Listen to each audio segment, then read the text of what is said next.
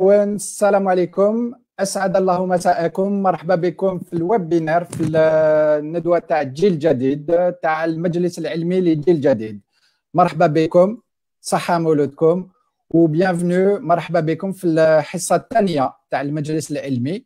اليوم في الحصه الثانيه بعد ما هضرنا على الثروه الحيوانيه والصحه، اليوم نكملوا على هذا المنوال ونهضروا على الفلاحه. اليوم لجنه الفلاحه راح تتكلم معنا، تهضرنا على الخدمه ديالها لي طرافو دو لا كوميسيون اغريكولتور. اليوم عندنا بليزيور انفيتي، الله يدومها ان شاء الله. on aura toujours plusieurs invités هكذايا.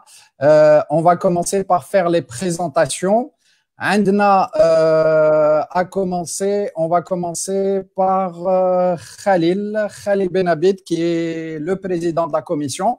مرحبا بك Khalil. Khalil, je te présente, tu es expert en agréage et tu es notre expert monsieur. حنا كي خدمنا درنا دي ويبينار هضرت لنا على l'agriculture. Est-ce que راك تسمع فيا Khalil? Ton micro il est coupé. مساء الخير، السلام عليكم، مرحبا بكم معنا هنا في الويبينار هذا اللي مختص اليوم في ميدان الزراعه في الشق الفلاحي اللجنه العلميه، ومختص في الزراعه، علم الزراعه. مرحبا بكم، مساء الخير، bienvenue à tous. ان شاء الله راكم تسمعوني مليح برك. Fort et clair, très bien, merci. En deuxième invité, bonsoir Monsieur Herwadi.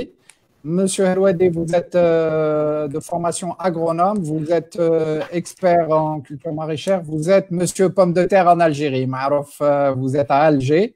Marhaba bik, si vous pouvez corriger ma présentation. Bienvenue. Merci pour l'invitation et ça me ferait un plus grand plaisir effectivement de contribuer dans la mesure du possible pour apporter des points intéressants dans le domaine de l'agriculture. Et je suis sûr que ça sera intéressant. Merci beaucoup. Ensuite, nous avons, donc vous êtes à Alger, Monsieur Herwadi. Nous avons avec nous aussi l'invité Mouloud Izem, qui est lui à Paris. Bonsoir, vous êtes Mouloud Izem, pour le présenter rapidement, secrétaire général du conseil scientifique, l'Amin العام للمجلس العلمي، وقالنا رئيس اللجنة، رئيس لجنة الاقتصاد والمالية. مرحبا بك مولود. Bonsoir tout le monde, مرحبا بكم, et on est heureux de vous retrouver en cette occasion de Maoulid Nabawi. صحة مولودكم. الله يسلمك, merci. Et il s'est caché, mais Rawhna, s'il peut faire une apparition, Yassine Mami, الأمين العام للجيل الجديد أوروب وكان رئيس لجنة المؤسسات. مرحبا بك ياسين, سيبور تكنيك. شكرا، السلام عليكم، مرحبا بالجميع. اليوم إن شاء الله نتكلم على أشغال لجنة الفلاحة، وإن شاء الله كما كل مرة نستفادوا منها إن شاء الله. شكرا ياسين, مرحبا بك. دونك قلنا نهضروا على اشغال لجنه الفلاحه. انا حين نهضروا شويه. on va commencer par une introduction. نديروا introduction. خليل لا راهو يسمع فيا. on va commencer par parler du contexte. هكذا انت درت لنا لو بلان على بالك كيفاش تبدا. نخليك انت تبدا تاخذ الكلام وانا نجبد روحي ونخليكم تهضروا. لا بارول est ouverte. Khalil يبدا واللي حاب يكمل يبقى لا بارول سولون سكو دي خليل. مرحبا به. جو كوب مون ميكرو ا توا خليل خويا.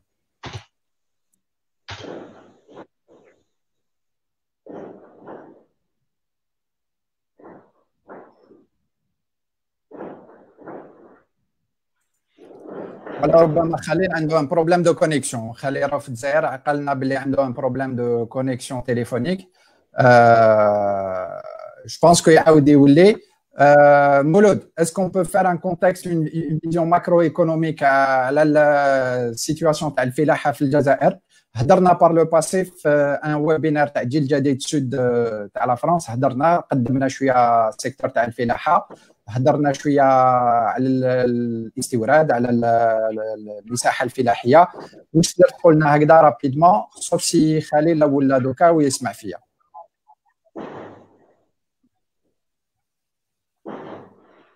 C'est à moi. Est-ce que Monsieur Haroudi, حبيت تاخذ la parole, مرحبا بك. Non, moi j'aurais souhaité que quand même, juste pour lancer le débat et effectivement rentrer de plein fouet, c'est que qu'il y a un minimum, parce que j'ai entendu la dernière fois, mais j'ai pas pu suivre la totalité de la communication.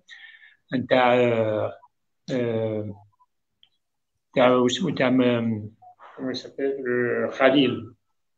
Khalil Donc, Ben vous avez abordé le côté agriculture, mais d'une manière globale. Bon, moi, j'aurais souhaité effectivement qu'on essaye de canaliser le débat sur un ou deux aspects fondamentaux. Parce que parler de l'agriculture, c'est-à-dire moi, je suis partisan beaucoup plus que c'est vrai qu'il faut regarder un peu dans le rétroviseur, mais pas très, très, très longtemps.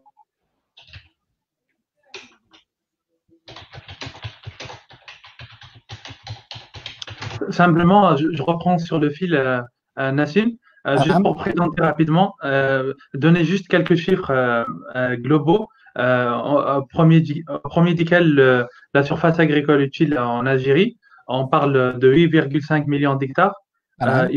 Il faut savoir, il faut prendre avec prudence ces chiffres, parce que c'est des chiffres qui nous proviennent globalement du dernier recensement agricole général qui date de 2001, et c'était une actualisation du tout premier recensement agricole général qui date de 1878. Donc 30 ans, 28 ans d'écart entre le premier et le deuxième. Actuellement, le troisième recensement agricole général devait s'actualiser en 2012, devait avoir lieu en 2012. Il a été repoussé d'année en année. Cette année encore, nous ne l'avons pas. Il a été promis pour 2020. Je pense que nous ne l'aurons pas. Probablement en 2021, on l'espère, parce qu'il faut savoir qu'en 2001 et 2020, rien qu'en regardant quelques tendances globales comme l'expansion urbaine, et ça chaque Algérien peut le voir à travers les prises de vue satellites, vous pouvez aller voir sur les photos satellites l'expansion d'une ville comme Alger, d'une ville comme Ouahran, d'une ville comme Annaba. Vous allez voir très vite que parfois l'aire urbaine a doublé, triplé de taille, donc elle a pris immédiatement, elle a amputé immédiatement les terres fertiles de la bande côtière, et donc on craint vraiment que les prochains chiffres, l'actualisation des chiffres concernant la surface agricole utile en Algérie, on craint beaucoup de mauvaises surprises, parce que 8,5 millions d'hectares, c'est quand même un chiffre qui remonte, et à l'époque, il était divisé globalement en trois, un tiers pour céréales, un tiers jachère, et un tiers arboriculture, maraîcher, etc. Donc, vous voyez, on attend avec impatience l'actualisation de ces chiffres pour voir l'étendue des dégâts, et puis pour prendre conscience de la rareté de ces terres et prendre les mesures qu'il faut. Que j'interprète bien, tu as dit c'est des chiffres qui remontent à longtemps, c'est-à-dire les chiffres قدم. ثانيتها les 8,7 millions, 8,7 millions hectares. Globalement. Voilà, globalement. Le troisième problème, c'est l'urbanisation. على بالنا بلي الجزائر معظم السكان ساكنين في الشمال، وبوتيتر ولا ربما في اراضي زراعيه ديكلاسوها باش يبنيوها. Est-ce que j'ai compris هكذا؟ Il y a plusieurs facteurs. L'urbanisation, c'est une pression, un facteur de pression parmi d'autres sur la surface agricole utile. Mais il y en a d'autres comme le réchauffement climatique, la salinisation des terres dans l'arrière-pays, l'abandon parfois des terres agricoles. On peut le voir à la bordure de villes. Je peux prendre l'exemple de Jaya où beaucoup de villes, où beaucoup de terrains qui étaient dédiés à l'arboriculture ont été plutôt abandonnés. Donc, il y a plusieurs facteurs qui menacent depuis des décennies la surface agricole utile en Algérie, et probablement qu'on n'est plus dans les 8,7 millions d'hectares, et probablement que la répartition des jachères, céréales, etc.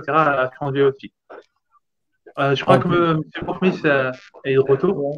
Monsieur Harouadi est de retour, à ce qu'il nous entend. Monsieur Harouadi, vous étiez sur la volonté de recadrer les choses.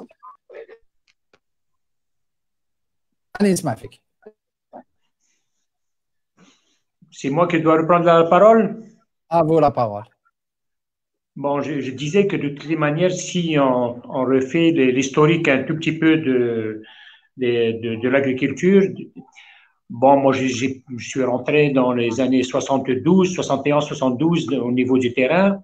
Effectivement, les problèmes qui existaient à l'époque ne sont pas les actuels, mais il n'en demeure pas que, de toutes les manières, certaines fautes qui ont été commises à l'époque, effectivement, nous les payons à l'heure actuelle.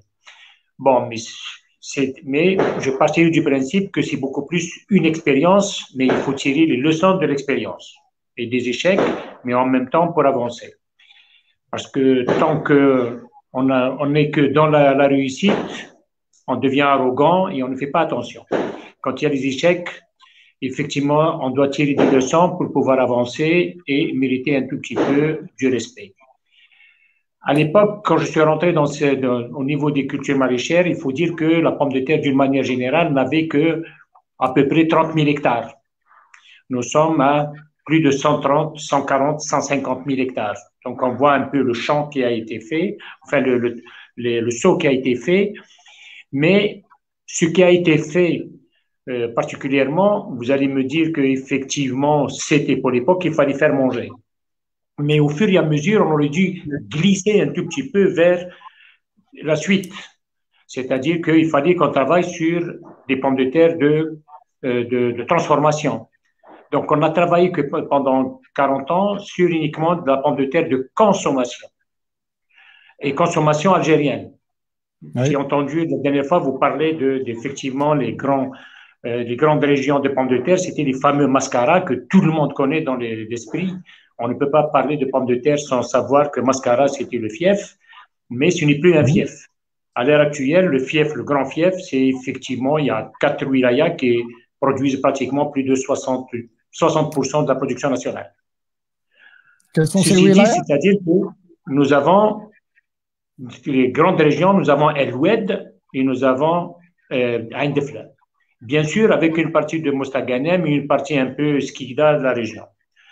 Le problème, il est simple, mais tout en étant, et dans toute simplicité, il y a une complexité, en fait. C'est-à-dire qu'on n'a pas cherché à spécialiser les régions, mais quand on dit spécialiser, ça veut dire protéger en même temps. Si on spécialise, ça veut dire qu'on doit être conscient qu'il y a lieu de protéger. Protéger comment? C'est-à-dire si maintenant El Oued est la première région d'Algérie, avec plus de 35 000 hectares, la question qui se pose à l'heure actuelle, faut-il continuer à développer la pomme de terre dans la région d'El Oued et aller à 60 000 hectares, ou dire que peut-être qu'il faudrait stabiliser la surface agricole donc en production de pommes de terre pour pouvoir juguler les pics qu'il y a, soit de production, soit les chutes de prix, soit le stockage, soit la commercialisation. La pomme de terre, il y a un mois et demi, elle était à 25 dinars, 30 dinars. Aujourd'hui, au moment où je vous parle, elle est minimum 50 dinars. Et elle va monter encore. Et tout problème sur la pomme de terre, quand on perturbe un marché de la pomme de terre, contrairement aux autres spéculations particulières, c'est que la conséquence est reportée sur 2 ans. C'est-à-dire, si on fait une bêtise cette année, c'est-à-dire c'est pendant 2 ans qu'il faudrait pouvoir attraper cette bêtise, ce qui est contrairement à toutes les autres cultures. Maintenant, il y a cet aspect qu'il faudrait protéger, c'est que est-ce qu'on va vers une production pour satisfaire les besoins nationaux, ou bien il faut y aller vers aussi un créneau d'exportation, mais spécialiser l'exportation. Qui dit spécialiser l'exportation, ça veut dire qu'il faut des variétés que vous allez mettre sur le marché, qui sont demandées par le marché où vous allez. Malheureusement, j'assiste encore, et on peut le voir sur les Facebook, les gens qui produisent, Masha'Allah, Allah Ibarak, et Barakallahu Fikum, c'est qu'on produit, on monte des pommes de terre qui font 1 kilo, 1,5 kg. Et on produit du 700 quintaux, 800 quintaux hectares. Mais est-ce que c'est du commercial? Ce n'est pas commercial, c'est pas commercialisable. On n'achète pas des pommes de terre qui font 1 kilo. Donc, pour résoudre ce problème, il faudrait l'accompagnement. L'accompagnement, elle est là. Il faut qu'il soit universitaire, il faut que ce soit de la recherche, il faut que de la vulgarisation. Il faudrait du travail du terrain technique.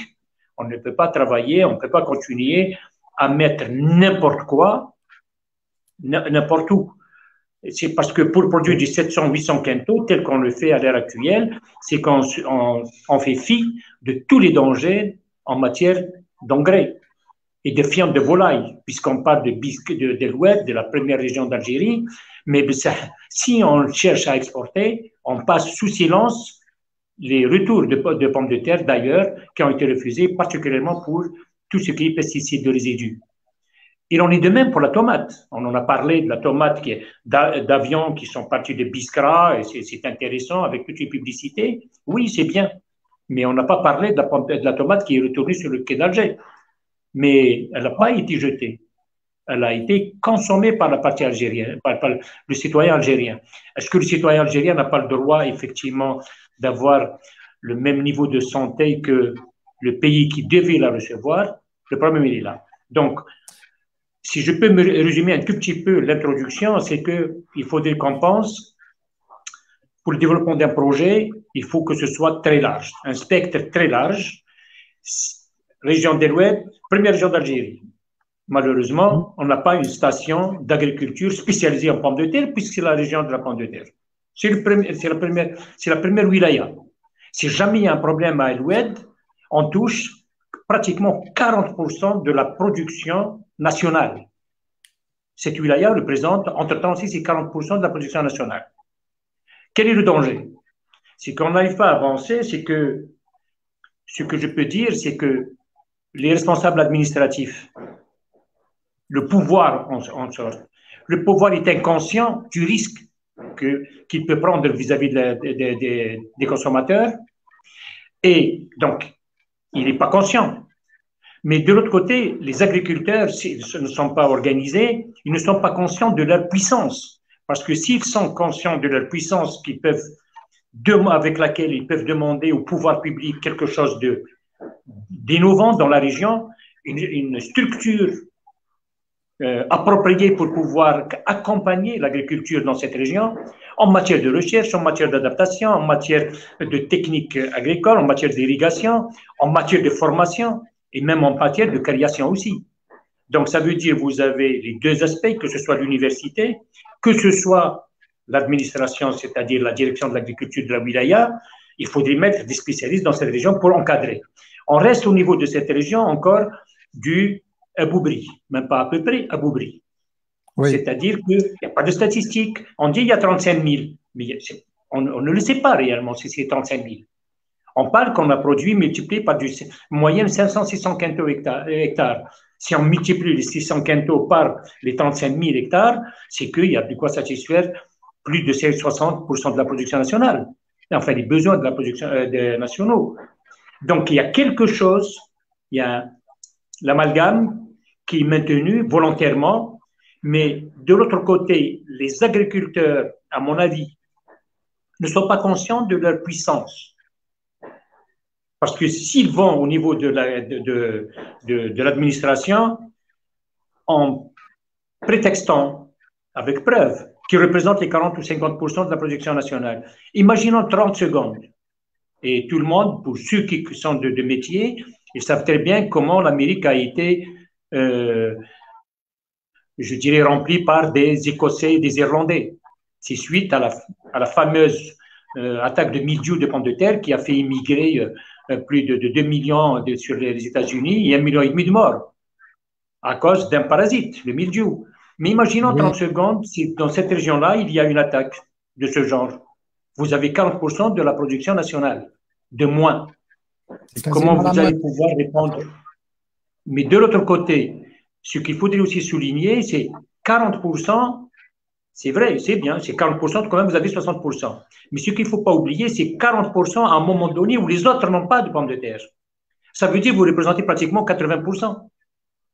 Parce que les 40% que vous avez sont situés dans une période où les autres ne sont pas producteurs.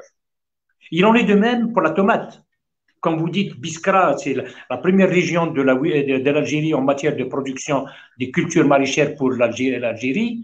C'est que ce qu'il ne faut pas oublier, si on rentre dans le pourcentage global de ce qu'ils produisent en tomates, en piment, en poivrons, le tonnage, bon, ils peuvent présenter par exemple 30%. Oui, d'accord, c'est bien. Mais les 30% sont produits à une période où ils sont les seuls sur la région, sur le marché. Si vous venez en janvier, février, mars, il n'y a que de la tomate et des poivrons de la région de Biskra. Vous ne les avez pas d'ailleurs. Vous les avez un tout petit peu sur le littoral algérois ou même moustaghanimois, mais c'est un pourcentage, c'est un tonnage qui est très faible. Pardon, M. Hamadi. Oui. Du coup, pardon, j'ai une petite question. Là, oui. Vous avez identifié vraiment deux problèmes qui touchent d'autres produits agricoles. La pomme de terre est un produit phare de la consommation quotidienne. Il y a un problème de commercialisation. Donc, vous dites que l'agriculteur est performant. Il produit même, d'après vous, plus qu'il en faut parce que il y a une surcharge peut-être d'engrais et de produits phytosanitaires, ce qui lui permet d'atteindre ses rendements. Mais vous dites qu'à côté, il n'y a pas la partie commerciale qui va commercialiser le produit, qui va le distribuer à travers le territoire et au-delà du territoire. Et en même temps aussi, il n'y a pas toute la partie recherche et développement qui entoure autour, qui crée des variétés résistantes, qui crée des variétés adaptées au local. Je dirais aussi qu'il y a peut-être un troisième acteur, c'est le régulateur public, qui devrait normalement réglementer la qualité, l'utilisation des engrais, l'utilisation des produits phytosanitaires. Pourquoi il n'y a pas ces trois acteurs en fait, le commercial, le régulateur public et le chercheur? Il n'y a pas ces compétences localement, par exemple à l'Oued, ou c'est un autre problème? Bon, alors je vais essayer de recadrer encore exactement le problème. C'est que moi, je ne suis pas partisan, particulièrement, j'ai fait 30 ans d'administration, je suis un pur administratif, mais je ne suis pas du tout le défenseur de l'administration. Parce que dans ce cas précis, la production à l'heure actuelle, elle est privée. L'État ne produit pas de la tomate ou de la pomme de terre. Mais de l'autre côté, il doit réguler. Il doit réguler comment? Il doit réguler par des apports, par du soutien, par quelque chose de développement, etc. Et tout.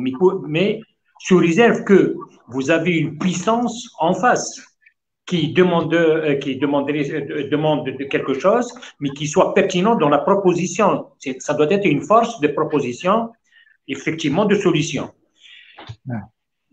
Quand on voit en Europe, par exemple, c'est que ils sont en train d'arriver, vous êtes en France ou en Belgique ou en Hollande ou en Allemagne, c'est le même résultat. Comment on régule un marché? Ce n'est pas l'État qui régule un marché, c'est la profession qui régule un marché. Ils savent que si jamais ils produisent plus, ils vont faire effondrer les prix. S'ils ne produisent pas suffisamment, ils vont augmenter, tant mieux, ça veut dire qu'ils ont une marge, effectivement, qu'ils peuvent encore produire. Ils ne sont pas organisés. Quand il y a de la pomme de terre à 70 dinars ou à 80 dinars, tout le monde est content, ils ont fait de la bonne affaire. Si on visite El Oued ou Biskra, l'un pour les cultures maraîchères, je dirais des légumes, et les autres pour la pomme de terre. Mais beaucoup d'agriculteurs sont suffisamment riches. Tant mieux, et c'est ce qui est souhaitable, et en tout cas, on ne peut pas faire mieux, pire. Mais de l'autre côté, comment se fait-il que quand vous avez une région à 35 000 hectares qui représente plus que la surface de pommes de terre de la Belgique, et on n'arrive pas à s'organiser pour dire halte. On ne peut y aller, par exemple, pour l'année prochaine, que nous avons 35 000 pour des raisons d'eau, pour des raisons de commercialisation, pour des raisons de variété, pour soutenir le marché. Il ne faudrait pas qu'on dépasse les 35 000 ou on ne dépasse pas les 30 000. Ou bien on peut y aller jusqu'à 40 000. Et il faudrait que l'organisation ailleurs, c'est la profession qui l'a fait. L'État intervient, je suis entièrement d'accord, doit intervenir. Mais à quel pourcentage et à quel niveau? C'est faible, c'est très faible. C'est très faible l'impact que l'administration. Quand ils font à 70 dinars, tant mieux. Personne ne vient demander quelque chose au ministère ou mettre un fonds de régulation de quelque chose. Mais quand les prix s'effondrent, et souvent ça arrive, qu'est-ce qui se passe? Une année, vous avez de la pomme de terre à 70 dinars, 80 dinars. L'année prochaine, c'est tout le monde qui veut faire de la pomme de terre. Et elle coûte 10 dinars, 15 dinars. Tout le monde va pleurer. Monsieur le ministre, il faudrait que vous nous aidiez parce qu'on n'arrive pas. Il faudrait subventionner. Vous créez ceci, vous créez cela. Ça ne marche pas. Et un ministre ayant cette responsabilité, qu'est-ce qu'il peut faire? Je dis un ministre, l'État.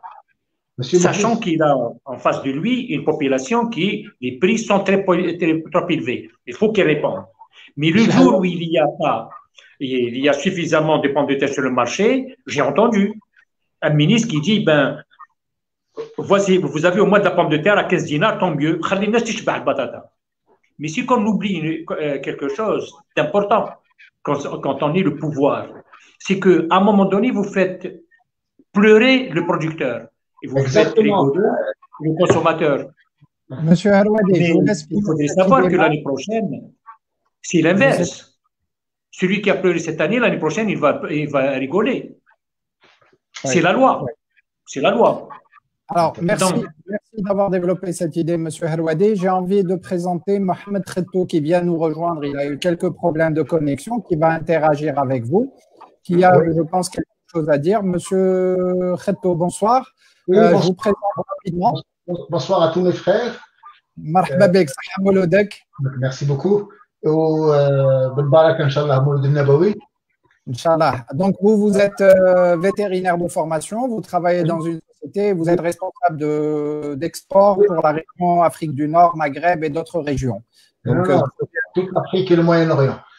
Que le Moyen-Orient. OK, très bien. Non, toute l'Afrique et le Moyen-Orient. Allah yabarak.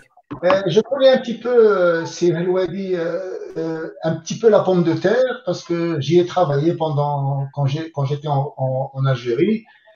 Et le problème que nous avions à cette époque-là, c'était la multidiscipline, c'est-à-dire qu'on avait plusieurs importateurs de pommes de terre, que ça soit le domaine du privé ou de l'État. Et je me rappelle très bien qu'à un certain moment, vous avez certainement vécu ça, nous avons eu 2 opérateurs algériens étatiques qui ont importé la pomme de terre et tous les 2 de la même quantité, qui était supérieure doublement aux besoins de l'Algérie. Donc, ce qu'il faut savoir aussi, c'est ce que moi je recommande aujourd'hui, avec le peu d'expérience que j'ai dans la pomme de terre, mais c'est déjà renforcer les importations de manière coordonnée. Il y a beaucoup d'opérateurs algériens qui importent la pomme de terre de semences. Je parle de semences, hein. Je ne parle pas de la production industrielle ou jibha ou ça. Non, je parle de l'agriculteur à qui on importe des semences. Donc, il faut déjà à ce niveau-là coordonner les importations. Il ne faut pas laisser tout le monde importer, ou du moins laisser tout le monde importer, mais répartir les besoins. Parce que si on importe plus qu'il n'en faut, c'est de l'argent jeté par les fenêtres. Il faut que déjà à ces niveaux-là, on importe la pomme de terre de manière coordonnée et distribuée par des privés. Quand vous dites que l'intervention de l'État ne doit pas, lui, contrôler les prix. Il doit intervenir auprès des producteurs pour les aider et les subventionner en cas où la pomme de terre dépasserait un coût qui ne peut pas être consommé par l'Algérien moyen ou l'Algérien qui n'a pas beaucoup de moyens. C'est ça où l'État doit intervenir. En d'autres termes, l'État ne doit pas intervenir dans aucunement pour la production agricole. Laissez les gens travailler. Il faut qu'on arrive à créer des coopératives de producteurs de semences, des coopératives de producteurs de pommes de terre fraîches par les citoyens. L'État ne doit pas intervenir. Je dis que l'État doit intervenir le jour où la pomme de terre est intouchable par le consommateur. Là, oui, l'État doit intervenir, mais pas au niveau du consommateur. Il doit intervenir au niveau du producteur. Pour les deux. C'est un peu. Pardon, allez-y. Juste pour vous mettre au parfum du problème. Parce que ce que vous dites est très juste, mais vous ne dites pas le pourquoi de la chose. Parce que quand la pomme de terre coûtait trop cher, et c'est qu'il faudrait que l'État intervienne. C'est tout à fait normal. C'est la réponse basique pour répondre à un problème. Mais dans ce cas, dans ce cas de situation, il y a deux possibilités qui sont dangereuses. D'abord, si vous avez vu et vous avez suivi le problème, que ce soit de la tomate, que ce soit de la pomme de terre particulièrement, c'est qu'à chaque fois que l'État intervient, c'est avec des sommes colossales. On se rappelle l'importation de la pomme de terre au mois de juillet et au mois d'août de la partie du Canada, avec tout ce que ça a posé comme problème. Un conseil des ministres à cause d'une importation de pommes de terre. C'est quand même, c'était inscrit dans les annales. Mais qui était le responsable de ça, de cette crise? Ce n'est pas l'État, c'est le manque d'organisation de l'interprofession. C'est-à-dire qu'avant, parce qu'il fallait savoir qu'avant, tout le monde a sauté sur la pomme de terre parce que elle coûtait trop cher. L'année d'après, ça s'est écroulé. Les bonhommes ont fait faillite. Beaucoup d'agriculteurs ont fait faillite. Ou du moins, quand il fait 300 hectares ou 50 hectares ou 20 hectares, il va faire 3 fois moins. Ce qui fait, il y avait un manque. Résultat, c'est la conséquence. La conséquence, c'est que l'État doit intervenir. C'est bon. On a de l'argent, on a acheté à l'époque. Maintenant, on ne pourra pas acheter. Mais le problème numéro 2, c'est que la solution qui a été trouvée par l'État, ce n'est pas une solution permanente, c'est une solution conjoncturelle. C'est-à-dire que le dispositif qui a été mis en place, ce n'est pas un dispositif qui apporte un plus, qui est permanent et qui se réperpétue dans le temps. C'est ça la grande conséquence. Résultat, depuis des années, depuis plus de 20 ans maintenant, à chaque fois qu'il y a une crise, et c'est cyclique, on le sait, maintenant tous les 5 ans, pratiquement 4-5 ans jusqu'à 6 ans, il y a une crise. Mais toutes les solutions qui ont été ramenées à ces crises, et j'en connais depuis 1972 jusqu'à maintenant de grandes crises, et c'est que toutes les solutions qui ont été apportées n'ont jamais permis de résoudre le problème d'une manière générale. Pourquoi? Parce qu'on répond, il y a un maillon dans la chaîne qui s'est cassé. Qu'est-ce qu'on fait? On va ramener un bon ferrailleur, il va faire un grand maillon. Il ne va pas se casser celui-là. Mais les autres, ils vont se casser par la suite. Donc, toutes les solutions qu'on a trouvées, elles ne sont pas, elles ne résolvent pas un problème de la chaîne d'une manière générale. C'est-à-dire, on n'a pas parlé de l'organisation comme on importe. Vous avez parlé de l'importation, je suis entièrement d'accord avec vous. Mais moi, je dirais, vous parlez toujours de la conséquence, ils importent, c'est pas organisé, c'est pas ceci. Mais moi, je dis, tous les importateurs qui ont eu, que ce soit étatique, que ce soit du privé, et encore plus le privé. Le privé n'a jamais pensé investir quand même pour produire de la semence ici. Non, on continue à importer. Alors moi, je suis protecteur. Imaginons 30 secondes avec tout ce qui se passe à l'heure actuelle. Vous avez parlé de perspective et moi, je parlerai de stratégie. En matière de stratégie, on sait maintenant comment ça se passe à travers le monde. Demain, on vous arrête la pomme de terre. On ne vous envoie pas de la semence. Vous n'avez plus de semence. Vous avez pour 2 ans, vous avez recyclé et vous allez chuter dans la production puisqu'elle sera toute virusée. Et donc, vous n'avez pas de moyens de production de la semence de qualité. Je suis entièrement d'accord avec vous. Les conséquences, ce n'est pas de développer une importation, combien même peut-être il faut l'organiser, oui. Faire comme les Tunisiens, comme les Marocains. C'est l'État qui dit que vous ne pouvez pas y aller séparément, vous me donnez vos besoins, c'était un achat, je contrôle l'achat. Justement. Mais on a eu des cas, et c'est avec ces cas qu'il faut trouver des solutions. Il y a eu une variété qui était intéressante. Monsieur Bourhmis, est-ce que je peux intervenir, si vous me permettez, sur le rôle de l'État? On a compris la situation sur le rôle de l'État qui est censé être régulateur. Vous avez parlé aussi, j'ai envie juste d'élargir un peu, parce que là, on va s'enliser dans cette région-là, dans ce débat-là.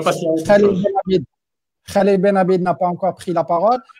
Juste l'État régulateur, vous avez abordé par rapport aux producteurs, mais c'est aussi, vous avez fait une allusion par rapport aux consommateurs, par rapport aux produits qui ont été exportés, qui ont été refusés, mais que finalement le marché intérieur consomme. Ça, c'est un petit problème dans lequel l'État pourrait jouer un rôle et un rôle grand. Je ne sais pas si vous êtes d'accord. Oui, bien sûr. Et j'ai envie aussi de laisser la parole à Khaled s'il nous entend, s'il est là, bien sûr. وي مساء الخير عليكم السلام عليكم سمحوا لي برك عندي مشاكل تاع كونيكسيون انترنت دونك احنا باش نجاوبوا على هذه الاشكاليه الكبيره تاع المواد الكيميائيه المستعمله في الميدان الفلاحي. لازم هنا دوك يوقع فيها دور المخابر. لازم الدوله لازم تدعم المخابر، ولازم هنا دور المستشار الفلاحي، هذا لو كونسي اغريكول. هذا المستشار الفلاحي ما طبيب كيمد لك تروح عند طبيب يمد لك وصفه طبيه تروح تشري الدواء. لازم حتى الميدان الفلاحي لازم يكون فيه نفس الشيء. لازم يكون المستشار دور المستشار الفلاحي. المستشار الفلاحي هذا يكونوا من المهندسين، من جماعه تاع لا بروتيكسيون دي فيجيتو، من جماعه تاع لي بوتانيست اللي يعرفوا المواد الكيميائيه، اللي يعرفوا الانتراكسيون اونتر لي ديفيرون برودوي مثلا. وين يعود المستشار هو اللي يروح يشوف الارض الفلاحيه اللي فيها المشكل، هو اللي يمد الجرعه اللازمه تاع المواد الكيميائيه هذيك باش ما نطيحوش في مشكل تاع يعني لا سور كونسوماسيون ولا لو سور دوزاج. هذا حاجه. وكاين مشكل اخر هو الاستعمال، يعني تاريخ الاستعمال، تسمى سكون ابل لا دات دوتيليزاسيون افون ريكولت. سادير نقولوا مثلا المشكل اللي عندنا الماده هذه ما برودوي اكسوا فونجيسيد ولا انسكتيسيد ولا نعرفوا بلي لازم يستعمل مثلا 45 يوم كاقصى حد قبل الجني. لازم حنا هذا دور المستشار الفلاحي. كان مثلا نشوفوا الدول كيما كندا مثلا كاين لو كونسي اغريكول، هو اللي يدبر كل فلاح ما راه مجبر من طرف السلطات باش يكون متعاقد مع كونسي اغريكول، مستشار فلاحي. وهو اللي راح يمدلو الوصفات، هو اللي راح يمدلو المواد اللي راح يستعملها والكميات اللي راح يستعملها والوقت اللي راح يستعمل فيه.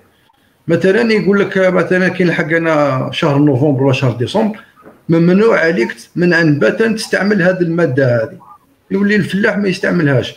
من هنا راح نطوروا احنا النوعيه تاع المواد الفلاحيه، المنتوج الفلاحي. لازم نطوروا نوعيه المنتوج الفلاحي وما نبقاوش كي تجي تشوف هنا في الجزائر المنتوج الفلاحي. مثلا نعطيك مثال تاع التفاح ولا الانجاص، راك تشوف بلي الحبات صغار، لو كاليبر لي بوتي بارابور على نورم. كي تحكم هنا التفاح في الجزائر تحكم التفاح في اوروبا تلقى الحد الادنى هو 60 ملم، يعني 60 ملم دو كاليبر. هنا في الجزائر راهي ب 25 30. علاش؟ خاطش ما كاش يا با دو سويفي. هذا الفلاحين راهم يخدموا بطريقه عشوائيه وما يحبوش يعني ما يحبوش التطور. وهنا هذا هو الدور، يعني واش اقترحنا في جيل جديد. اقترحنا هو الاقتراحات يعني اللي درناها في البرنامج السياسي تاع الحزب، وكنا تكلمنا على هذه الظاهره هذه. ومثلا تكوين اليد العامله اولا، دونك اعاده تاهيل مثلا الثانويات الفلاحيه لي ليسي اغريكول، لي فورماسيون دو تكنيسيان سوبيريور دون دومين دو لاغريكولتور. هذا شيء مهم. وثاني يعني شيء مهم اخر هو اقحام البحث العلمي في الميدان. لازم الناس اللي تخرج من الجامعه ماشي تبقى تخدم ما تلقاش خدمه ولا. لازم الدوله راهي تكون سنويا واحد 2000 الى 3000 مهندس فلاحي. يجب استعمال هذه الطاقه هذه كل الشبانيه هذه في تنميه القطاع. يكون عامله مؤهله. Oui. Pardon Khalil, juste pour une piste en fait, c'est une remarque en même temps. Dans les pays un peu développés, très industrialisés, on remarque on a au-delà des problématiques d'organisation des professions, etc. Il y a aussi le pouvoir des acheteurs, des gros acheteurs, et le pouvoir des gros producteurs. On aura par exemple ici en France, on a des gros producteurs en face de gros acheteurs. Et ils ont des clauses contractuelles, ils ont des cahiers de charges, etc. Et je pense que c'est comme ça qu'on arrive à normer la production, à faire des chaînes de valeur comme ça, avec des cahiers de charges, etc. Est-ce que c'est en cours de développement en Algérie? Est-ce que c'est un problème de maturité de notre agriculture et quel est le problème? هنا راك تتكلم على تنظيم السوق اولا. C'est l'organisation du marché. Si vous avez un marché qui est organisé, automatiquement, on va essayer de chercher le meilleur produit. راح نبحث على أفضل منتوج. باش نلحق احنا الأفضل منتوج هذا، واش رايحين نديرو؟ رايحين نديرو يعني جملة تاع تعليمات. وهاد لي نورم هادو كامل اللي راهم يديروهم في أوروبا ما همش باش يطور المنتوج الأوروبي، راهم باش يحميوا المنتوج تاعهم من الهجوم تاع الدول الأخرى، الدول غير أوروبية، مثل دول شمال إفريقيا، مثل دول آسيا. راح يحمي هو المنتوج نتاعو من لا كونكورونس. هذه هي دونك يكري دي نورم، يحمي بلان دو نورم، يحمي السوق تاعو. سي سكون ابل لي باريير نون تاريفير. سيدير عندك لي باريير تاريفير سي لي باريير دوانيير، وعندك هادو سي لي باريير نون تاريفير. دونك هما يميت une série de barrières non tarifaires de telle façon à protéger leurs agriculteurs. وحنا المشكل تاعنا حنا. وي مساء الخير. مساء الخير. Khalil, je tiens à te faire deux petites remarques, pas négatives, hein, mais c'est juste pour recadrer les choses. Le contrôle sanitaire ne peut être en aucun cas être fait. Pardon. Ne peut être en aucun cas être fait par un conseiller agricole. Un conseiller agricole est là pour apprendre aux agriculteurs, aux éleveurs, la pratique de l'agriculture et les conseils pour la production, etc. Le contrôle sanitaire doit être fait par un organisme officiel chargé du contrôle et de l'inspection inopinée de l'utilisation des produits, que ce soit des médicaments dans l'élevage ou que ce soit dans les pesticides, insecticides, fongicides, nématicides, tout ce que tu veux dans la production végétale. Donc, si tu demandes à un conseiller agricole de te contrôler sur l'utilisation des produits, ce n'est pas son rôle. Donc, il faut qu'il y ait, nous avons très bien, nous connaissons qu'il y a l'INPV, l'Institut national des produits végétaux, nous avons les systèmes de fraude. Celui qui doit utiliser un produit à bon escient, il ne sera pas inquiété, mais celui qui doit utiliser un produit de manière à détruire même la culture, en exagérant sur les pesticides, qui sont d'ailleurs néfastes pour l'organisme humain, là oui. La deuxième chose, quand tu parles du calibre d'un fruit ou d'un légume, ce n'est pas une affaire de contrôle, c'est une affaire de consommateur. Le consommateur, il voit que cette pomme, elle est petite, qui n'a pas de valeur, il ne va pas l'acheter. Donc, celui qui va être sanctionné par lui-même, c'est celui qui l'a produit. Il faut pas tout essayer de contrôler partout. Non, il faut laisser que celui qui investit dans un domaine, que ce soit l'élevage, que ce soit la production arboriculture, de fruits, de légumes, il faut que lui-même soit sanctionné par ce qu'il fait. Il ne faut pas toujours amener quelqu'un d'autre pour le contrôler. Non, laissez le consommateur, lui, faire le choix du fruit ou le choix du légume. Donc, je n'ai pas à contrôler quelqu'un qui fait des pommes qui ont la taille d'une bille ou là qui fait une pomme de terre qui a la taille d'1 kilo. Non. Je laisse libre choix au consommateur. Le consommateur, يشوف حبة تفاح شغل الترزاز هذاك تاع بكري ما يشريهاش وخلاص. إذا ما شراهاش علاه يروح البرودكتور هذاك يروح يزيد il va produire cette pomme. Donc il faut toujours essayer de libérer un peu l'État à d'autres tâches. Les organismes étatiques, ils sont en train d'aller chercher les détails. On va laisser l'État à s'occuper d'autres choses plus importantes. L'organisation des inspections, l'organisation du contrôle, l'organisation de voir si ce produit-là, il est nocif pour la santé, il est nocif pour la santé publique, etc. Je l'interdis. هذا هو le rôle de l'État. ماشي le rôle de l'État يقول لك لا دير تفاحة تاع 10 centimètres de... Non, c'est pas son rôle, l'État. Si tu permets, Monsieur Khato, une petite question là, Aïcha. Par rapport à ce que a dit Khalil, il a aussi parlé du conseiller, mais aussi il a parlé de formation. Et après, je voudrais aussi poser la question de M. Herwadi. Qu'est-ce que vous pensez aussi de la formation? Y a-t-il un déficit ou là, y a-t-il une mauvaise orientation? Est-ce qu'il y a un chômage ou c'est quoi la situation à votre avis ou la nécessité? Concernant moi, je pense que la solution réside dans une action très innovante. Je prends une région qui est à haute potentialité de production dans un domaine donné, que ce soit la tomate industrielle dans la région d'Annaba ou que ce soit dans la région de Chlef, ou effectivement, comme dans la région de Biskra pour les cultures maraîchères de tomates, piments, poivrons, courgettes, melons, patates, tout ce qu'on veut.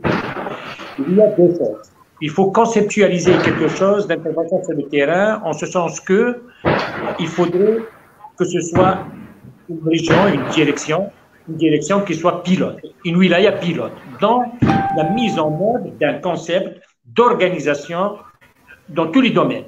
Vous avez une formation. La formation, ça manque. Ailleurs, vous voyez, dans n'importe quel pays, il y a des instituts qui se créent, des écoles spécialisées qui se créent. Là, on avait des écoles, on avait des ITMA, on les a bradés, on les a laissés tomber et on les a rendus comme universitaires, comme si on a besoin d'un doctorat pour aller sur le terrain. On a besoin de très bons techniciens, de très bons chefs de culture. Mais vous n'avez pas. Vous n'en avez pas ça. On n'en a pas. On n'a pas une école qui fait la formation du chef de culture. Vous avez la formation professionnelle.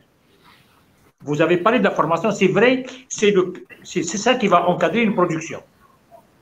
Quand vous avez la formation professionnelle, tous les projets, j'en parle en connaissance de cause. Vous avez Biskra. On a créé une école de formation professionnelle spécialisée. Vraiment, c'est le top du top, bien. Les formateurs de cette formation professionnelle, qui donnent des techniciens, ils sont sortis, ça fait 1 an ou 2 ans, maximum 3 ans de l'université, il est enseignant. Quand on dit une formation professionnelle, il y a le terme profession. Vous ne pouvez pas mettre quelqu'un qui n'a pas une expérience de production, parce qu'ils font en même temps des stages. Vous ne pouvez pas ramener un stagiaire qui a un agriculteur qui connaît que le travail, il est venu pour se perfectionner, vous devez lui rapporter un plus. S'il arrive à savoir plus que vous, ce n'est pas la peine d'être un enseignant. Ça, c'est un premier point. De l'autre côté, vous avez les chambres d'agriculture. Je vous pose la question. Demandez à une chambre d'agriculture combien elle a effectivement de techniciens chargés d'une mission particulière dans un domaine de phytosanitaire pour suivre.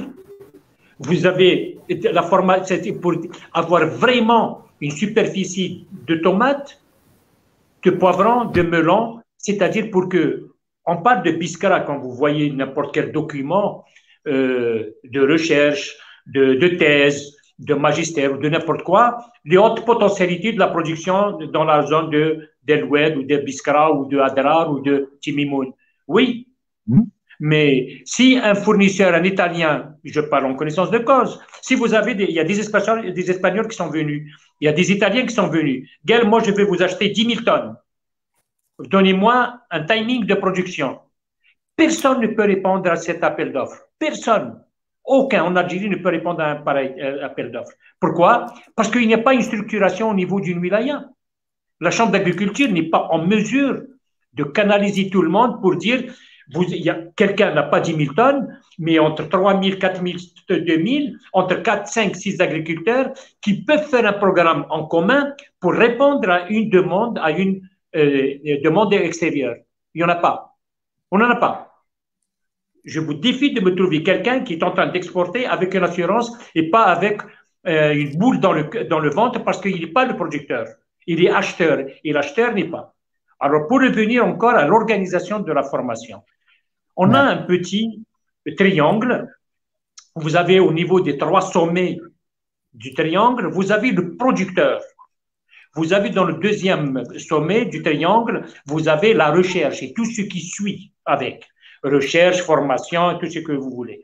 Et vous avez dans le troisième les fournisseurs d'intrants, que ce soit matériel agricole, que ce soit produits phytosanitaires, que ce soit semences. D'accord?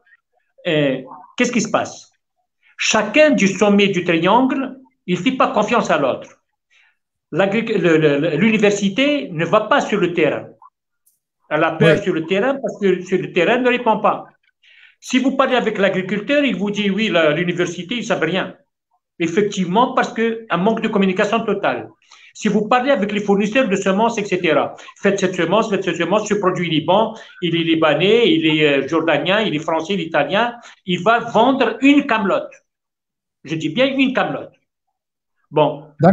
D'accord. L'agriculteur, il ne fait pas confiance, mais lui aussi, il sait qu'est-ce que c'est. Résultat, qu'est-ce qu'il y a? Ce qui manque, c'est ce que j'appellerais l'interface entre les trois. C'est-à-dire que les agriculteurs, si la Chambre d'agriculture, en mobilisant le nombre d'agriculteurs d'une wilaya, ils créent une petite station qui peuvent effectivement injecter un peu d'argent et tout fournisseur de produits. Quelle serait l'interface, Monsieur Harouadi? Vous parlez d'interface. Quelle serait l'interface? Et après, on passera la parole à Khalil, s'il vous plaît. Alors, l'interface, ça, c'est une réalité.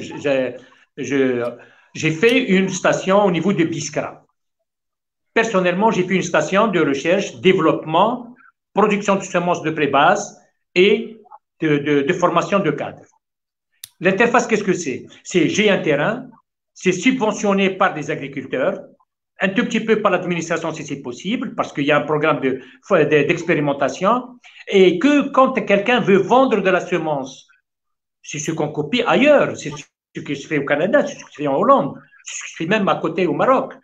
Bon, s'il y a quelqu'un qui veut vendre sa semence, l'agriculteur n'a pas à tenter le coup, c'est bon, c'est pas bon. Il lui dit, oui, d'accord, vous avez de la semence, eh bien, vous la donnez à la station là que nous avons. C'est elle qui fait l'expérimentation et la station, c'est la propriété des agriculteurs. Mais en même temps, la propriété des semenciers aussi. Parce qu'il faut qu'il veut sa semence, il faut qu'il la teste chez moi. Enfin, chez moi. C'est-à-dire celui qui est au milieu. Et quand le compte rendu sera fait, il sera fait avec une certaine vérité, terrain. Il n'y a pas de charlatanisme dedans. Et quand je vais montrer les différentes variétés de semences qui sont en test, ou les produits de traitement différents, ils sont l'un à côté de l'autre et ils sont en aveugle. Et vous savez qui c'est qui est bien, qui c'est qui n'est pas bien. Et donc chacun va ramener quelque chose. Et là, vous évitez effectivement que vous avez des produits qui sont contrôlés à la base, mais pas à l'aval. Maintenant, pour les autres, vous avez parlé de techniciens des agriculteurs au niveau des chambres d'agriculture. Le Ben Abid, ou comment il s'appelle, il a parlé effectivement, il faudrait que les agriculteurs…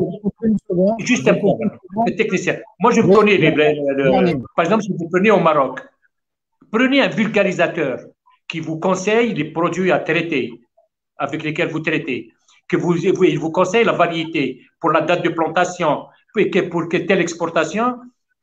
Un vulgarisateur au Maroc, si jamais vous lui manquez de respect, vous risquez une peine qui est supérieure si vous manquez de respect à un policier. Pourquoi? Parce que chacun des experts, vulgarisateurs, sa valeur, c'est combien qu'il exporte, combien de kilos de tomates il exporte, combien de melons il exporte, combien de pommes de terre il exporte. Sa valeur est importante. Ici, quand vous parlez au niveau d'une chambre d'agriculture, bon, on parle de terrain, c'est que trouvez-moi un technicien au niveau de la chambre d'agriculture qui est sollicité réellement pour ses compétences au niveau du terrain.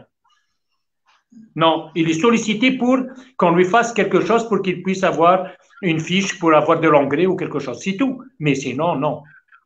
C'est ça le problème. Merci, monsieur Harouadi. Je passe la parole à Khalil. Ah, Mohamed, vous voulez parler, Bakel? Oui, j'aimerais intervenir de ce que M. Harouadi vient de dire.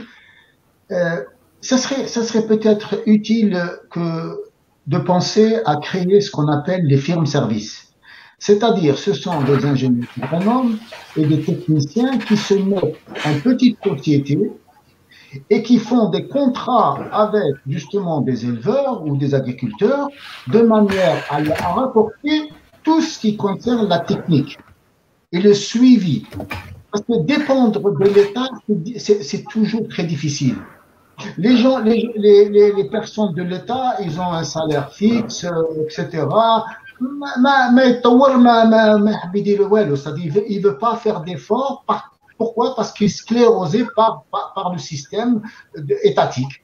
Mais un jeune homme qui est ingénieur agronome, rien n'empêche de créer une petite société, vraiment une petite société de consulting, de conseil au niveau des agriculteurs, qu'ils soient animal, végétal, aquaculture, tout ce qu'on veut, céréalier, etc. Et vous allez voir que ça n'a rien à voir. Ce sont des gens qui vont aller travailler de manière sérieuse. Pourquoi? Parce qu'ils sont rémunérés. Mais si tu prends quelqu'un de l'État et de l'agriculture, etc., ça ne donne rien, il n'y a pas d'évolution. Alors que l'autre, il est obligé d'étudier tous les dossiers de toxicité, de rendement, de fiabilité, de tous les aspects de la production pour pouvoir se vendre au niveau de l'agriculteur ou là au niveau de l'éleveur, etc. Et c'est comme ça que ça va marcher. Évitons, et je continue à dire, évitons d'alourdir les tâches de l'État. Laissez l'État faire autre chose, plus important et plus. Mais aller dans le détail pour aller dire à quelqu'un tu fais de la tomate, ce n'est pas quelqu'un de l'État qui doit faire ça. C'est un privé, un ingénieur agronome, un vétérinaire, un technicien, un chercheur, etc. C'est ça qu'il faut développer. C'est ce qu'on appelle en Europe ou même aux États-Unis, ça s'appelle les firmes-services.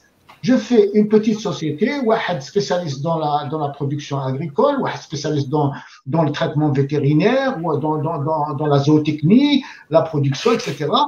Et je contacte. Et c'est à eux d'aller démarcher les agriculteurs et aussi à les pousser à se mettre en coopérative.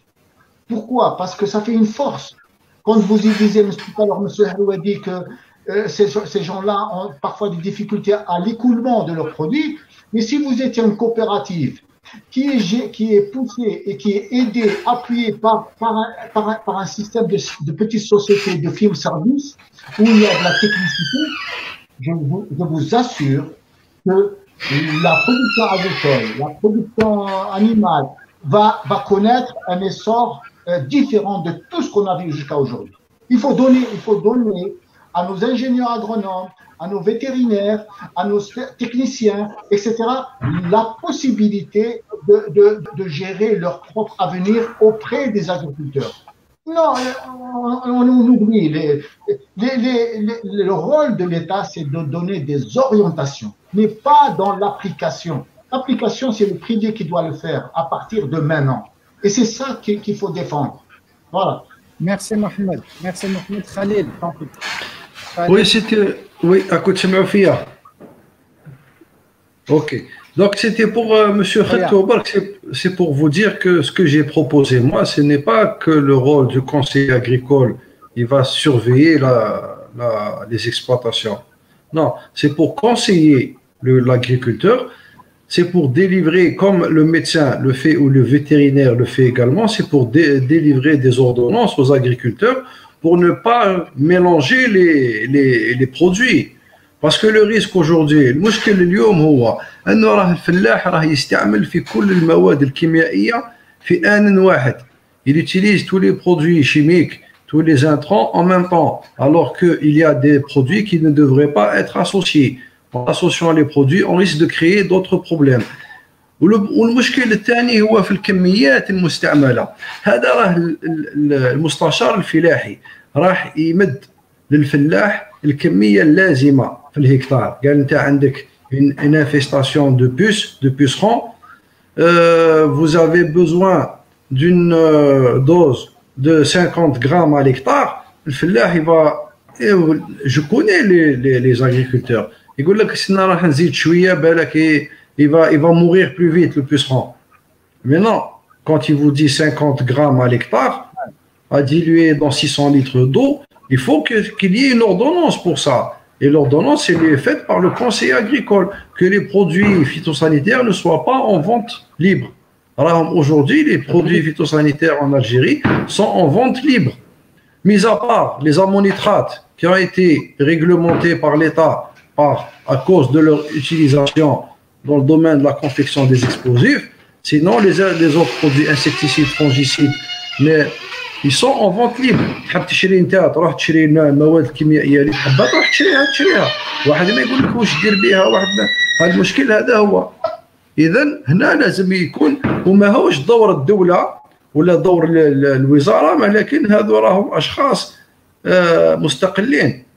Ce sont des indépendants. يعطيك الصحة Khalid. On va terminer. Mohamed, اسمح لي دقيقة. On est juste sur la conclusion.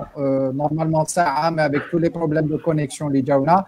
Je vais vous laisser un mot pour la fin, Mohamed. Tu prends la parole pour un dernier mot. Rapidement, le micro, il est coupé. Il faut juste appuyer pour ouvrir le micro. D'accord. Voilà, on t'entend. Ok. Moi c'est pas, je n'ai pas fait de remarques pour faire des remarques. J'ai dit tout simplement que le rôle de l'inspection, ce n'est pas à ce niveau-là. Quand vous dites que le traitement phytosanitaire nécessite une ordonnance, c'est faux, ça n'existe pas. L'ordonnance est établie par un vétérinaire ou un médecin ou un chirurgien. Mais l'utilisation des phytosanitaires, c'est l'INPV qui est normalement être le centre de contrôle. C'est à elle d'instaurer un système de contrôle ou un système d'inspection et surtout inopiné. C'est pas la peine d'aller contrôler tout le monde. C'est de temps en temps faire une inspection pour vérifier le taux ou la concentration de produits utilisés sur un fruit ou sur un légume avant qu'il soit mis sur le marché. Je suis entièrement d'accord avec vous. Ce que moi je veux dire, c'est que une conclusion. Ça ouais, bien. Il faut que les Algériens comprennent qu'il n'y a que le secteur privé qui peut sauver l'Algérie d'une manière à long terme. C'est-à-dire, on se prend en charge. L'État doit donner les orientations, assurer la stabilité du pays, assurer le développement, assurer ceci, mais le travail réel, c'est chacun de nous doit faire son travail de manière correcte et d'une manière concertée. Quand je dis d'une manière concertée, c'est qu'il faut utiliser toutes les forces que nous avons. Tous les gens qui ont fait des études, on doit leur donner leur chance, on doit leur donner la liberté de travailler sur le terrain et il faut que justement l'État remet la confiance au cadre algérien, remet la confiance aux Algériens d'une manière générale et faire confiance et aller de l'avant. Voilà mon dernier mot pour cette séance. Merci beaucoup, Mohamed. Monsieur Herwadi, est-ce que vous avez une conclusion sur ce webinaire? On va bientôt terminer, donc brièvement, un mot global comme a fait Mohamed. Bon, moi, effectivement, il y a l'aspect généraliste. C'est-à-dire qu'il faut, l'État doit, il faut laisser les gens, les aider, etc. Ça, c'est pour moi, ce sont des valises de mots et qui, effectivement, il n'y a pas d'opérationnalité dedans.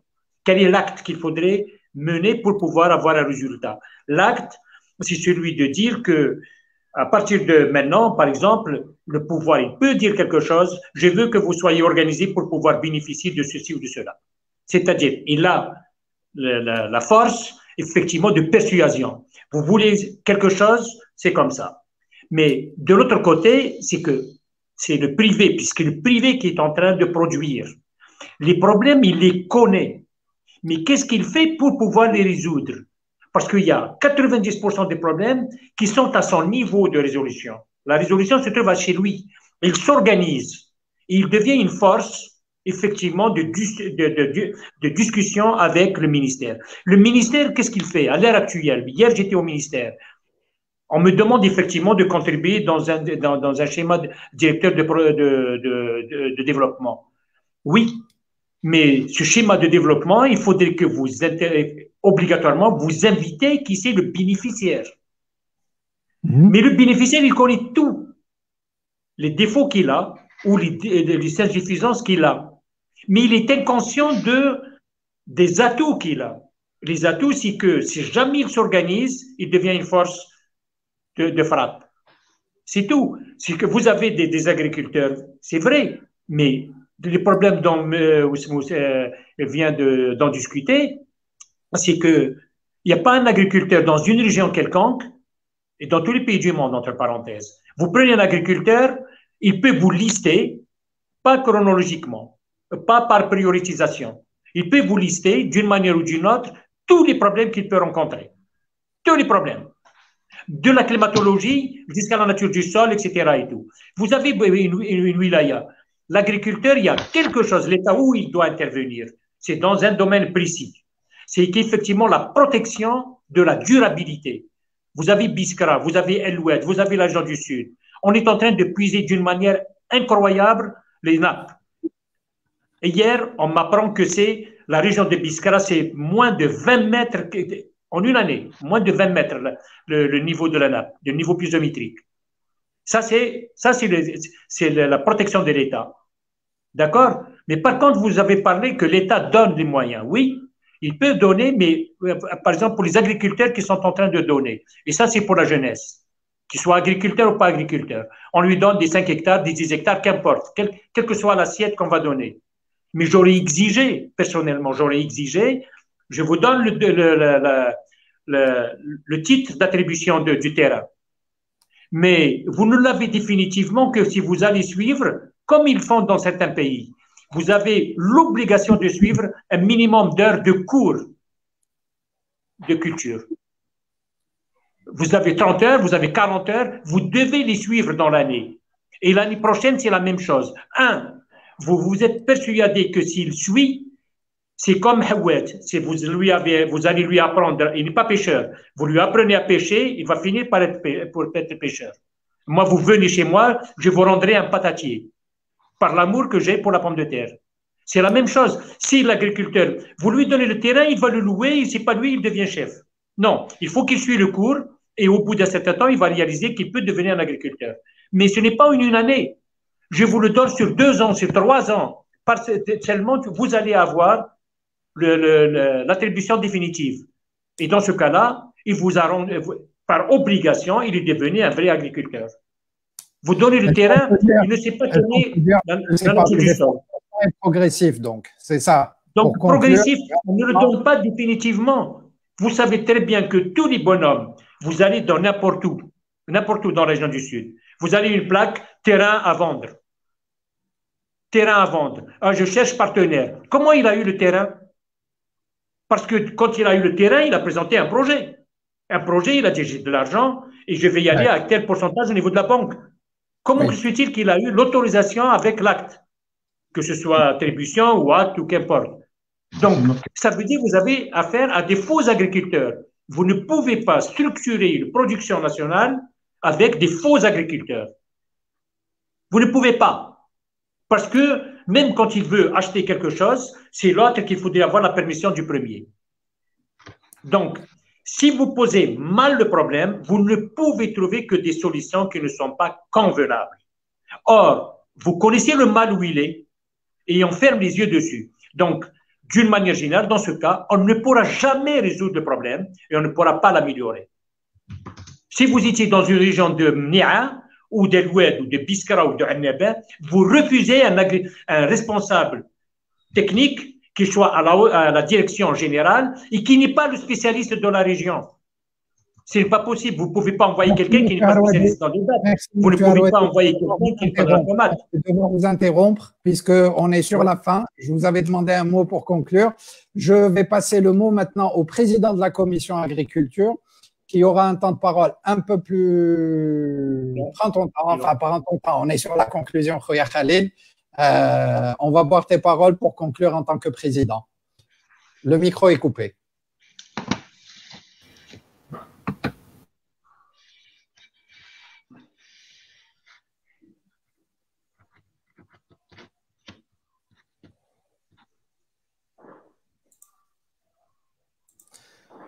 Khalil, le micro il est coupé, hein? Khalil? Allô, allô. Très bien. Ok, très bien. دونك قلت لك برك الجماعه نشكركم على التدخلات تاعكم، وباش نقول برك بلي الفريق كان المتدخلين كانوا يعني نصوا على بعض النقاط اللي كانوا في البرنامج تاع جيل جديد في الميدان اللي يخصوا الميدان الفلاحي، ويعني دوك راح نذكرها رابيدمون هكذا. دونك هي تعزيز استصلاح الاراضي الفلاحيه وترقيه الاستثمار الفلاحي. C'est-à-dire il faut d'abord que l'État aide à la mise en valeur des terres et favorise l'investissement agricole. Donc l'investissement يكون من طرف الخواص طبعا، ماشي نحوسوا على الدولات.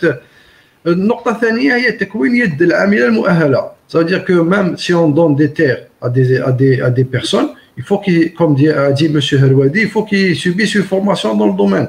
On ne peut pas donner des terres agricoles des gens qui n'ont aucune formation dans le domaine. يعني هذه بديهية. كاينة حاجة ثانية هو عندنا مثلا كنا نهضروا على تنظيم العقار الفلاحي. C'est-à-dire organiser le foncier agricole. Aujourd'hui في العقار الفلاحي que ça soit العقار تاع الخواص ولا العقار اللي تابع لأملاك الدولة. كاين مشاكل في الواجهتين. اذا لازمنا تنظيم، يعني يكون القانون هذا لازم يكون قانون ينص على العقار الفلاحي، هذا لازم يكون قانون قوي. ولازم ثاني الدوله تعمل على عصرنه القطاع. كيفاش نعملوا على عصرنه القطاع؟ نعملوا على عصرنه القطاع جلب الاستثمارات الخارجيه، جلب التقنيات الحديثه. درك حنا عندنا الجامعه راهي تنتج في المهندسين، ولكن المهندس كي يخرج بعد في سوق العمل راه ما عندوش الامكانيات باش يجسد في ارض الميدان الافكار نتاعو. لازم تكون يعني ميكانيزم اللي يعاون الشباب هذا باش يجسد الافكار نتاعو في الارض الميدان. كما داروا لونساج للشباب يديروا نفس الشيء. يعني لو جون il faut qu'il bénéficie de l'enseigne dans le domaine de l'agriculture, que ce soit dans le domaine de l'élevage ou là dans le domaine de l'agriculture proprement dit. ومثلا مثل الصيد البحري ثاني لازمنا نفكروا على الصيد البحري هذا. لازم نعاودوا نهيكلوا قطاع الصيد البحري ونمدوا له اهميه. هذا يعني باش هادو هما النقاط الاساسيه اللي كانوا متواجدين في البرنامج تاع جيل جديد. ونشكر الناس اللي تبعوا فينا، نشكر الناس اللي تدخلوا، سي محمد ختو، سي دكتور هروادي، مسيو إيزام، الاخ نسيم. نشكركم على المبادره وملاقات ان شاء الله. يعطيك الصحه انت كان اخويا خليل. ميرسي. خير الكلام ما قل ودل. يعطيك الصحه.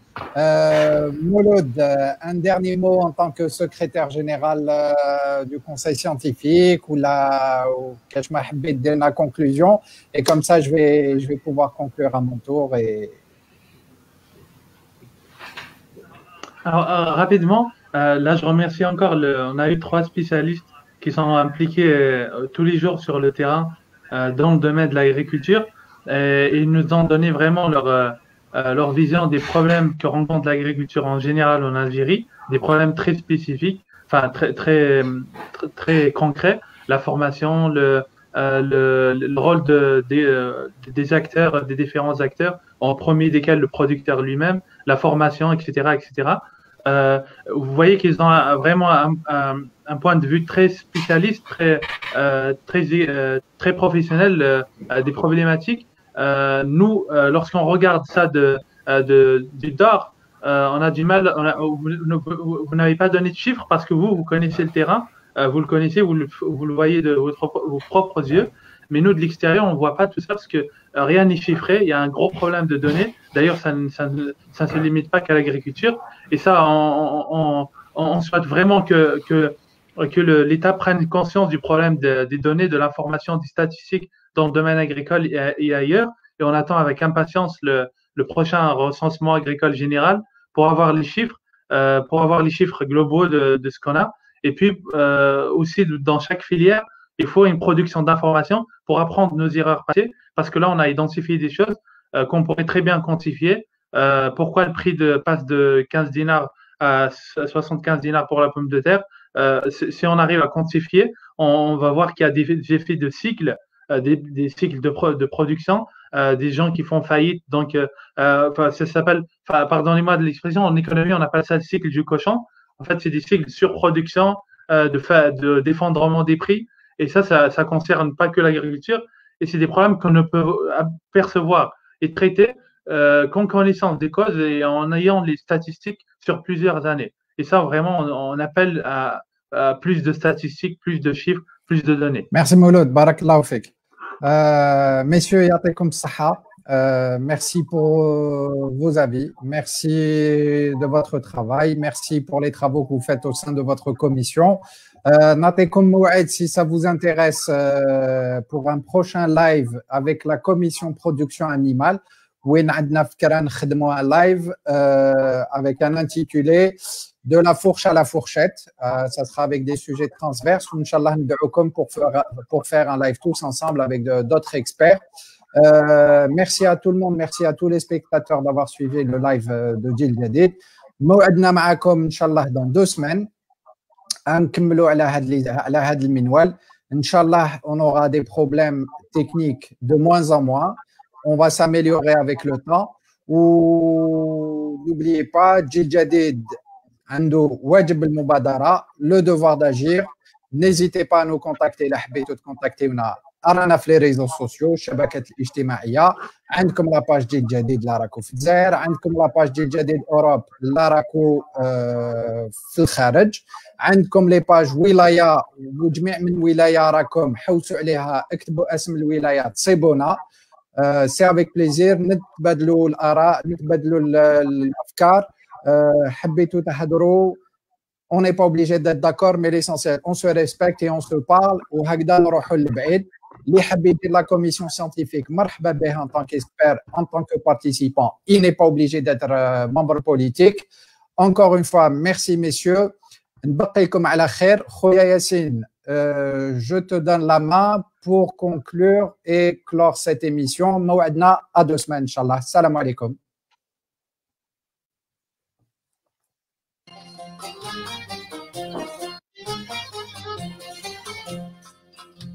يا روضاني عتلا ضاع صبري اشربت من تجرى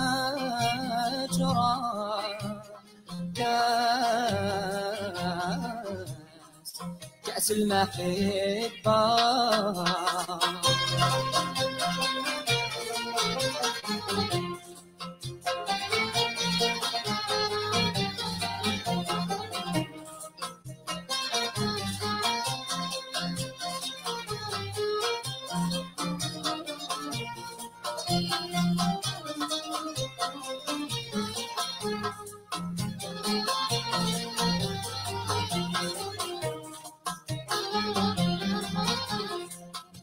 كتم على سري لبوحت البشري خيف على مذبلة الشفاء بالهجر رغبا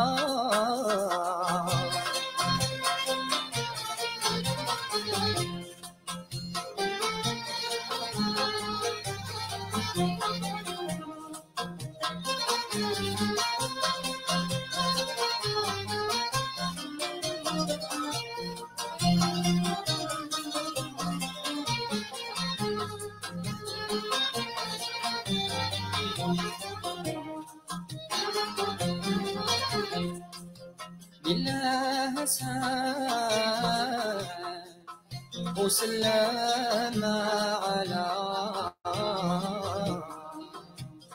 هو بصري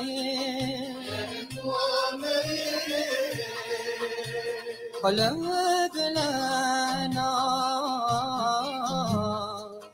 الغضبان من غير سكة يا رب نشتكي لك من كثرة المواجهة يا حبيبي يا روضنا وذقت ماله ما يمكن أوصلي